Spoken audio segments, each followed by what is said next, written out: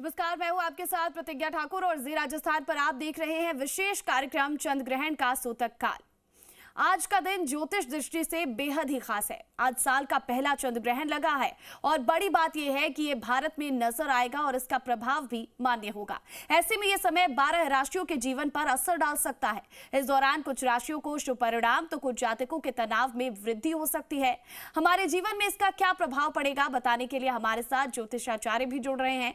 तमाम मेहमानों से आपका तारुफ करा देते हैं। पंडित बंशीलाल शास्त्री ज्योतिषाचार्य हमारे साथ जुड़ गए हैं। आचार्य पंकज निर्मल ज्योतिषाचार्य हमारे साथ जुड़े हैं। आचार्य डीपी शास्त्री भी हमारे साथ जुड़े हैं। तो डॉक्टर पूजा भाटिया ज्योतिषाचार्य हमारे साथ जुड़ रही हैं। सबसे पहले आप सभी का जी राजस्थान में बहुत बहुत स्वागत है।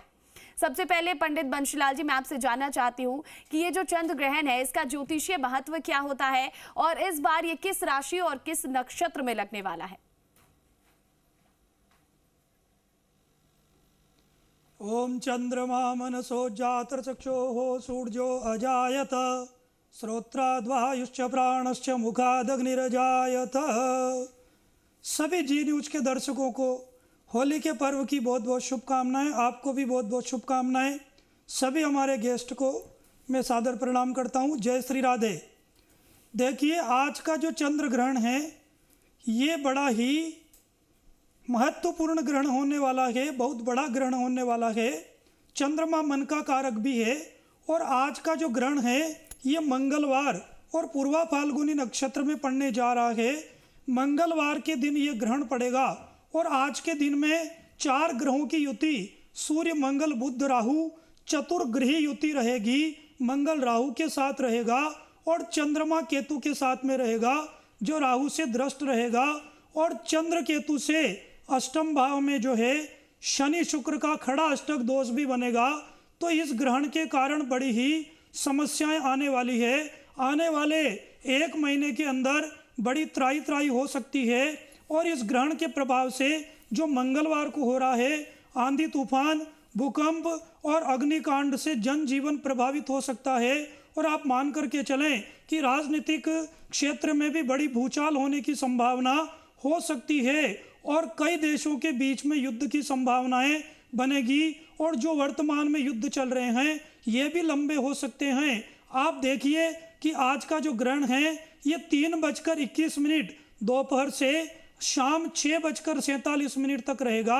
और इसका सूतक काल जो है वो प्रातः काल सुबह 6:20 से प्रारंभ हो चुका है।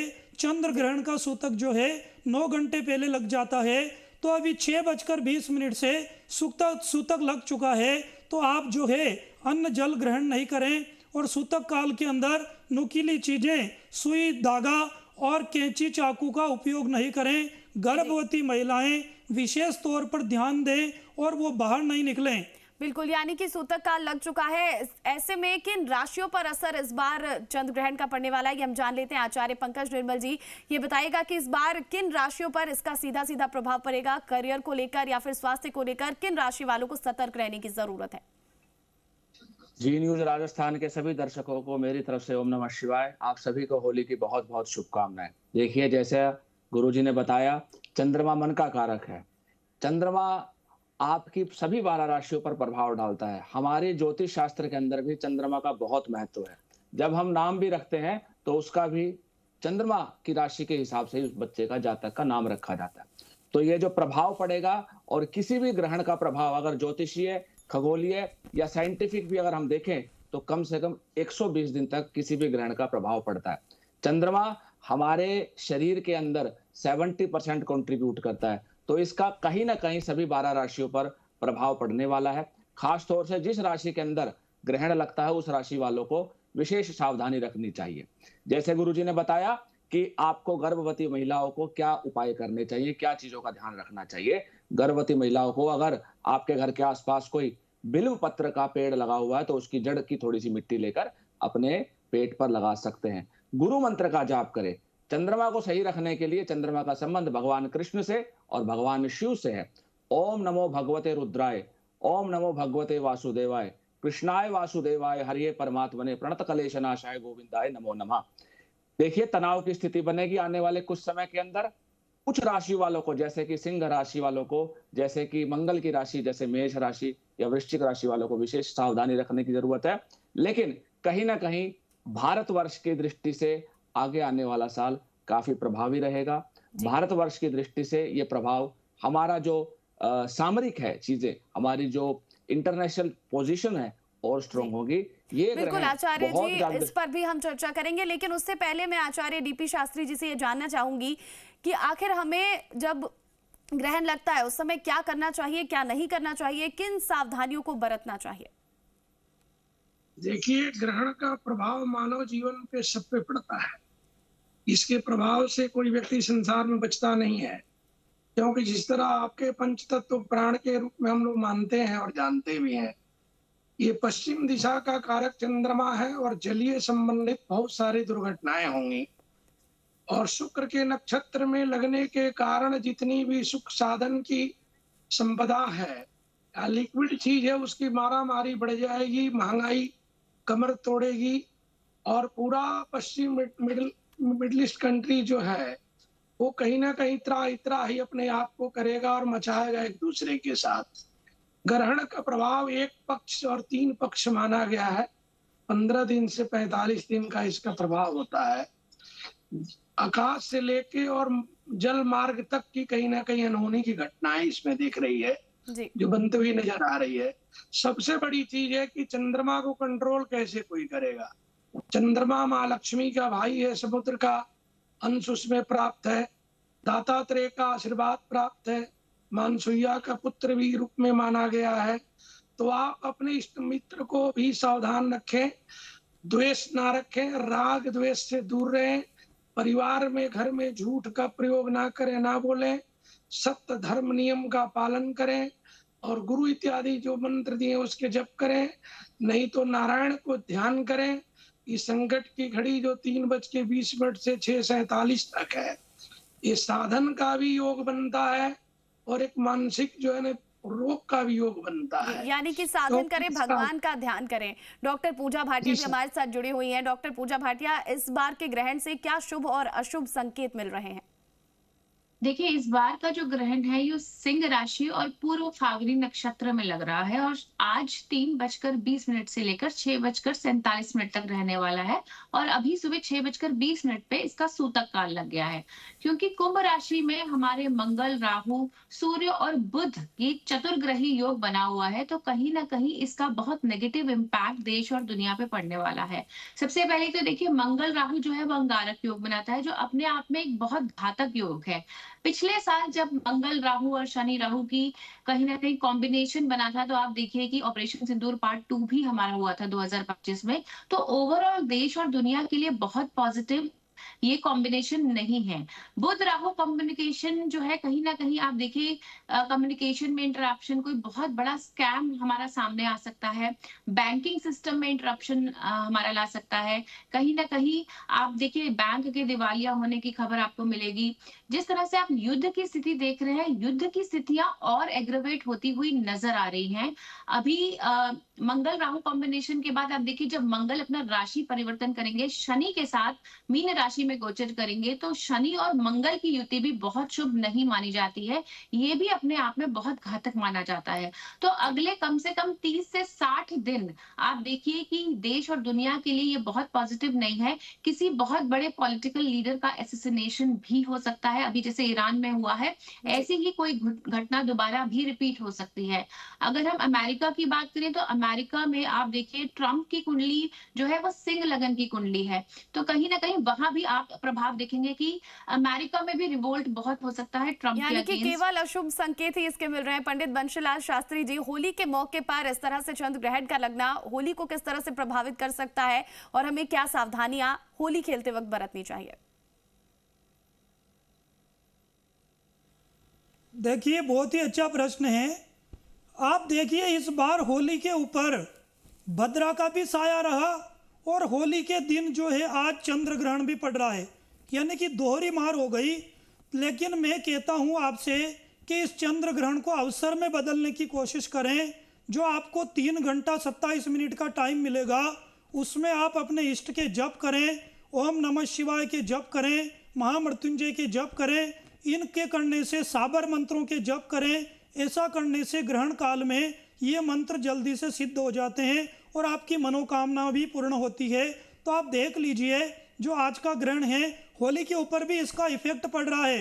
कई हमने पहले भी कहा था कि होली मनाने में भी थोड़ी सी दिक्कत रहेगी क्योंकि सूतक काल चल रहा है, परंतु फिर भी यदि लोग धुलंडी मनाते हैं, रंगों का पर्व खेलते हैं, तो उसमें हास्य नहीं होना चाहिए क्योंकि सूतक काल चल रहा है। सूतक काल में हास्य नहीं होना चाहिए, मनोरंजन नहीं होना चाहिए। सादा सिंपल रूप से आप होली मनाएं, रंग लगाएं और बड़ों के चरण में आप रंग लगाएं। इस प्रकार से आप करें। और मैं आपको बता देता हूं कि अपने खाने पीने के सामान में आप कुशा डाल दीजिए। कुशा नहीं मिले, डाब नहीं मिले तो तुलसी के पत्र आप जरूर डाल दें, क्योंकि जो सूतक काल होता है इसमें खाना भी नहीं बनाना चाहिए, खाना भी नहीं खाना चाहिए, आचार का निर्माण नहीं करें। और इस प्रकार से जो आप सभी अपने सामान में कुशा डाब डाल दें और शाम को 3 घंटे 27 मिनट जो ग्रहण रहेगा उसमें आप अपने इष्ट मंत्रों के जप करें, हनुमान चालीसा के पाठ करें, महामृत्युंजय के पाठ करें। और आप देख लीजिए, आपने 12 राशियों के बारे में पूछा था। मेष राशि वालों के लिए स्वास्थ्य में दिक्कत आ सकती है, मानसिक तनाव हो सकता है। लाल मसूर की दाल का दान करें, गुड़ का दान करें। वृष राशि वालों के लिए स्वास्थ्य का विशेष ध्यान रखना होगा, माता को कष्ट हो सकता है। चावल, दूध और दही का दान करें। मिथुन राशि वालों के लिए पराक्रम बढ़ेगा, आकस्मिक धन लाभ हो सकता है और राजनीतिक पद प्रतिष्ठा बढ़ेगी और राजनीति में बड़ा पद मिल सकता है। कर्क राशि की बात करें तो वाणी पर नियंत्रण रखना होगा और आपको धन लाभ जरूर हो जाएगा।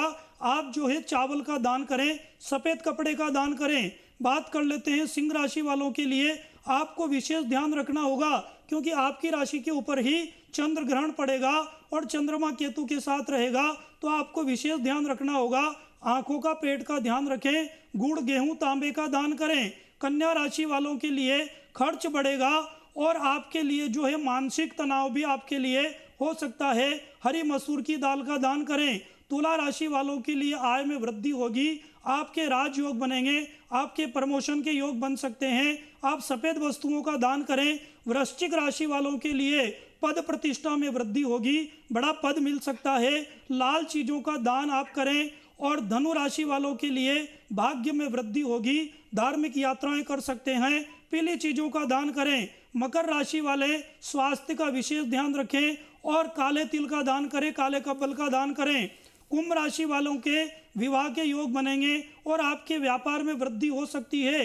काले तिल का दान करेंगे और काले कंबल का दान करेंगे। मीन राशि वालों, शत्रुओं से सावधान रहना होगा और ऋण से आपको मुक्ति जरूर मिल सकती है।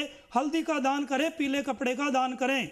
बिल्कुल, तो यानी कि राशि के हिसाब से आपको क्या करना है ये बता दिया आचार्य जी ने। आचार्य पंकज निर्मल जी, आपसे मैं जानना चाहती हूँ, सब लोग यहाँ पर किस तरह से प्रभाव, बाहरी के देशों में किस तरह से इंटरनेशनल प्रभाव पड़ेंगे इसकी बात कर रहे हैं, लेकिन मैं आपसे ये जानना चाहती हूँ कि अगर भारत के लिहाज से देखा जाए तो भारत में किस तरह के प्रभाव आने वाले समय में इस चंद्र ग्रहण से देखने को मिल सकते हैं।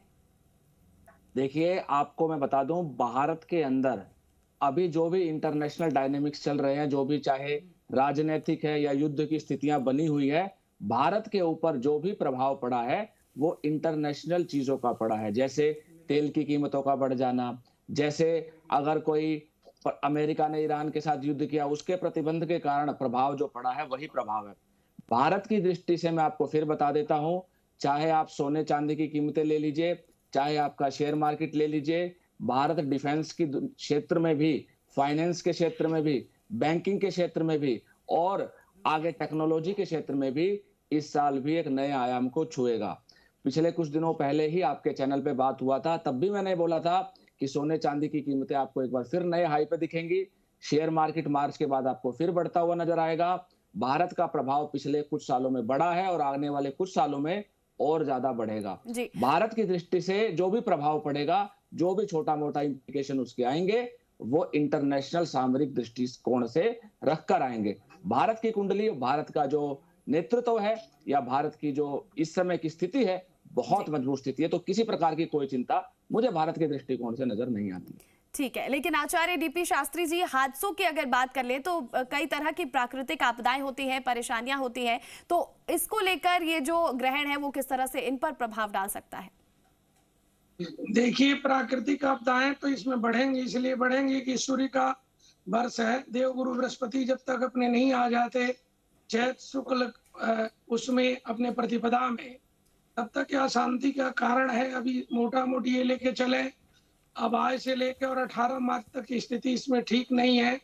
कहीं से कोई शांति का योग अभी नहीं दिख रहा है। अशांति और प्रकृति का आपदा दोनों बना है।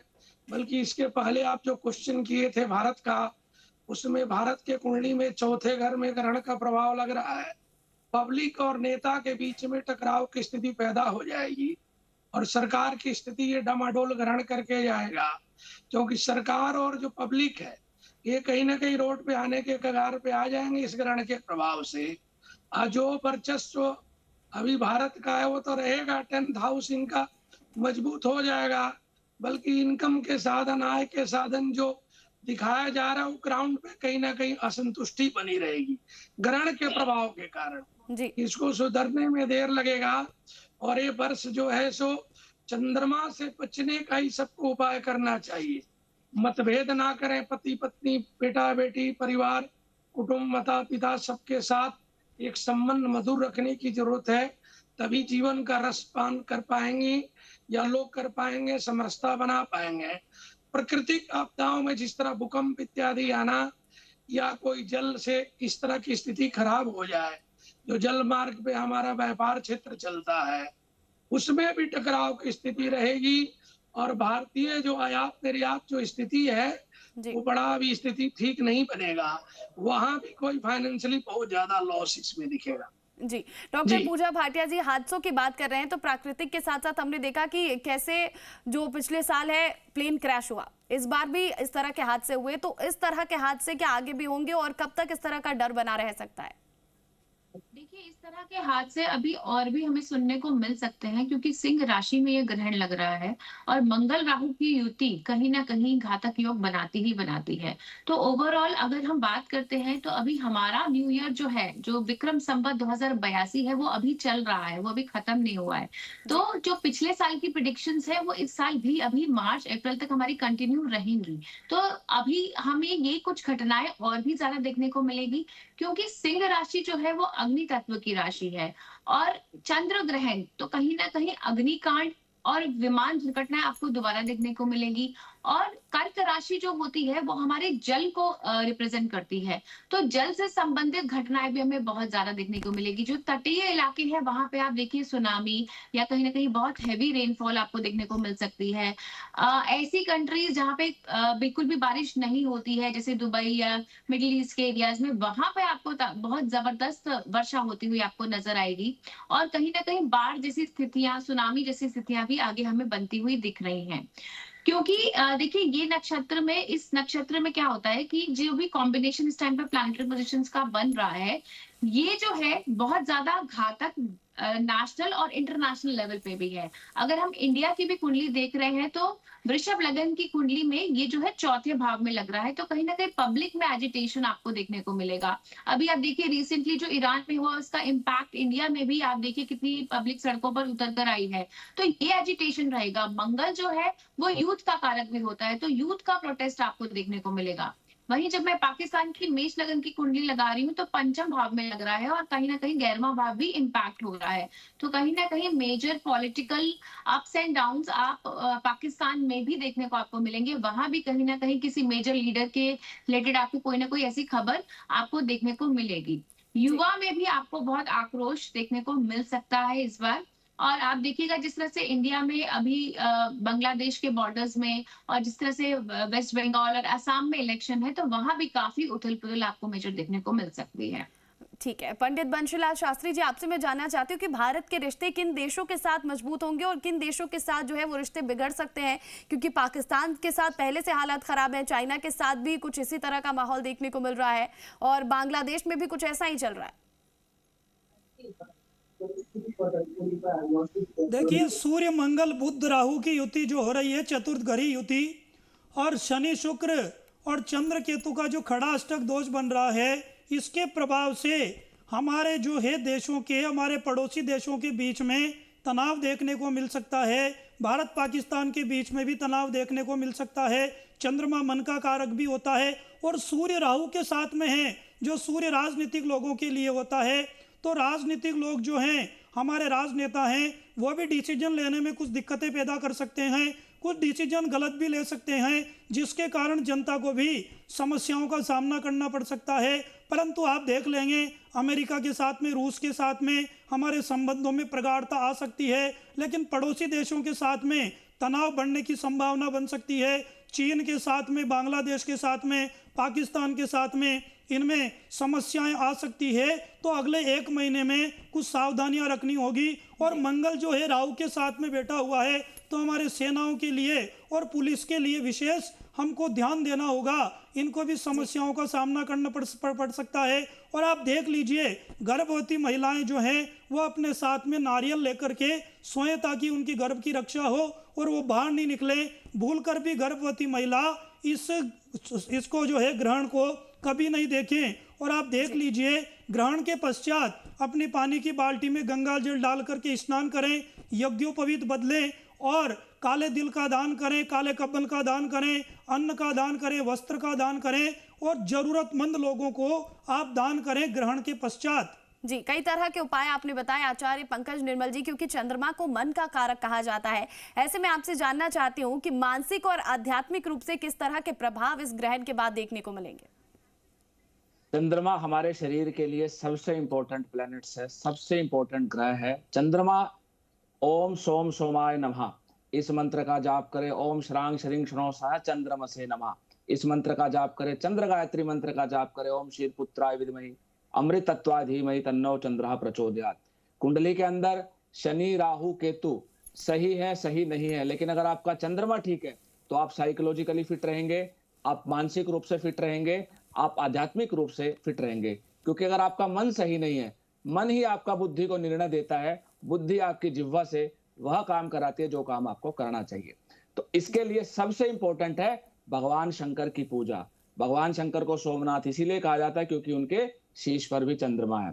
तो भगवान शंकर की पूजा करने से, क्योंकि भगवान शंकर और भगवान कृष्ण इस पृथ्वी पर वाइब्रेशंस के, तरंगों के स्वामी हैं, तो मंत्र का जाप जरूर करें। मन्नात तारियेत यस्सु सह मंत्र, जो मन को उतार दे उसका नाम मंत्र है। तो अगर आपके पास में कोई मंत्र है तो उसको मंत्र का जाप करें, नहीं तो भगवान शंकर के मंत्रों का जाप करें, क्योंकि शिव ही गुरु है और गुरु ही शिव है। तो मंत्र का जाप करने से आपकी आध्यात्मिक, आपकी मानसिक, आपकी शारीरिक और आपकी सामाजिक सभी प्रकार की उन्नति मंत्र जाप से होती है। और दान करना सबसे श्रेष्ठ रहता है। और दान किसको करें? दान हमेशा उसको करें जिसको दान की आवश्यकता है। दान करने से आपकी जो प्रोस्पेरिटी है, जो सौभाग्यता है, उसके अंदर भी वृद्धि होती है। जी, दान की बातें आप कर रहे हैं आचार्य डीपी शास्त्री जी, मैं आपसे जानना चाहती हूँ कि सूतक काल में क्या करना चाहिए, क्या नहीं करना चाहिए, इसको लेकर भी कंफ्यूजन रहता है। कई लोग खाना पीना भी खा लेते हैं, पर कई लोग कहते हैं खाना पीना भी नहीं खाना चाहिए 9 घंटे पहले से। तो आचार्य डीपी शास्त्री जी, मैं आपसे जानना चाहती हूँ सूतक काल में क्या करना चाहिए, क्या नहीं करना चाहिए। देखिए, सूतक काल में सबसे बड़ी चीज है बुजुर्ग के लिए, बच्चों के लिए, गर्भवती माताएं बहनें के लिए सूतक का प्रभाव नहीं होता है। जो मेडिसिन ले रहा है, दवाई ले रहा है, उसको अपने खाना है, बल्कि यहाँ ग्रहण काल में कुछ नहीं खाना है। 3:20 से लेकर के और 6:47 तक वो भी उतना देर परित्याग करें, कुछ अन्न ग्रहण ना करें, उतना ध्यान करें। उसके पूर्व अगर वो दवाई लेते हैं कोई व्यक्ति, दवाई इत्यादि लेना चाहिए, उसके लिए उसमें कोई दोष नहीं है। भले सबसे बड़ा शरीर है, शरीर स्वस्थ रहे, निरोग रहे, जीवन में तो सब सुख की प्राप्ति आप कर सकते हैं। जब स्वास्थ्य ठीक नहीं है, शरीर ठीक नहीं है, तो चंद्रमा और मंगल के योग और उसका फल आप क्या प्राप्त कर पाएंगे। इसके बाद तो ये शुक्र का नक्षत्र है। शुक्र जो है स्त्री कारक ग्रह माना गया है। इसमें आप देखेंगे कि पूरे भूमंडल पे हमारी जनशक्तियां जो हैं, स्त्री जो शक्तियां हैं, जो सृष्टि को बैलेंस बनाती हैं, वहां कहीं ना कहीं कोलाहल होगा।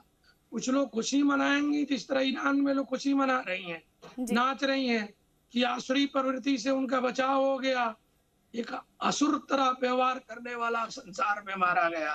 जी अब कुछ आप भारत में देखें कि रोड पे खड़े हैं लेकर के फोटो बिल्कुल लेके बिल्कुल घुमा रहे हैं। अलग अलग चीजें देखने को मिल रही हैं। डॉक्टर मिलेगा। पूजा भाटिया जी, आपसे आखिरी सवाल मैं करना चाहूंगी। मैं ये जानना चाहती हूँ किन करियर वालों को सावधानी बरतने की जरूरत है, उनके काम को लेकर दिक्कतें आ सकती हैं? जी देखिए, काम से लेके दिक्कतें, क्योंकि देखिए चंद्रमा जो है मन का कारक है।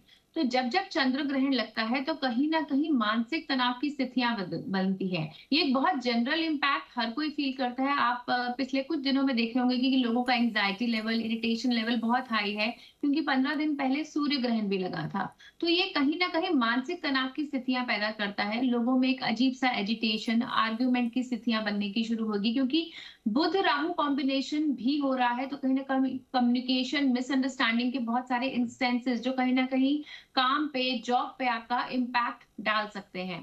तो ऐसे में सबसे पहले तो घबराने की बिल्कुल जरूरत नहीं है। देखिए, आपदा को अवसर में कैसे बदला जाए। ग्रहण एक ऐसा समय होता है कि जब आप अपनी कोई भी मैनिफेस्टेशन, कोई भी इच्छा, उसको आप जो है जागृत कर सकते हैं। आप कोई भी मैनिफेस्टेशन करेंगे और मंत्र जाप द्वारा आप उस मैनिफेस्टेशन को बहुत जल्दी आप रियलिटी में ला सकते हैं। जी क्योंकि ये जो समय होता है, आप कोई भी मंत्र को सिद्ध करेंगे, उसका 1000 गुना फल आपको मिलता यानी है। कि अगर आपको आप अपने जीवन में चैंटिंग सीखें। शांति लानी है, मानसिक शांति लानी है, तो आपको मैनिफेस्टेशन करना होगा। जो भी आपको रियल में चाहिए पहले आपको मैनिफेस्ट करना होगा। ग्रहण के दौरान अगर आप ये करते हैं तो आपके लिए बहुत ही अच्छा रहेगा। बहुत बहुत शुक्रिया पंडित बंशीलाल जी, आचार्य पंकज निर्मल जी, आचार्य डीपी शास्त्री और डॉक्टर पूजा भाटिया हमारे साथ जुड़ने के लिए, बातचीत करने के लिए।